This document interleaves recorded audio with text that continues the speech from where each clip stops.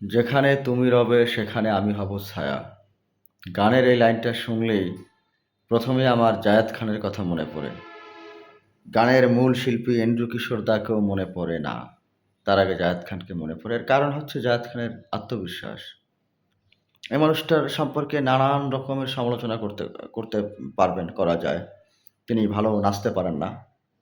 আমি বিশ্বাস করি তিনি ভালো নাচেন। হয়তো অনেকের মতে তিনি ভালো নাচতে পারেন না। কেউ হয়তো ভাবেন তিনি ভালো গাইতে পারেন না। কারো এমন অভিযোগও থাকতে পারে তিনি ভালো অভিনয় করেন না। কিন্তু তার আত্মবিশ্বাস অনেক বেশি এবং অনেক শক্তিশালী আত্মবিশ্বাস তার আছে। আমার মনে হয় এ ব্যাপারে কারো দ্বিমত নাই।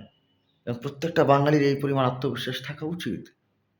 একটা ব্যাপার নিশ্চিন্তে বলা যায়, ছোটবেলায় আমাদেরকে পড়ানো হতো পরিশ্রম, সৌভাগ্যের প্রসূতি, failure is the pillar of success, এগুলো সব ভোগাস, এগুলো কোনো কিছুর দরকার নাই। বরং আমাদের বাচ্চাদের এখন শেখানো উচিত জায়েদ খানের মতো আত্মবিশ্বাসী সাফল্যের চাবিকাঠি।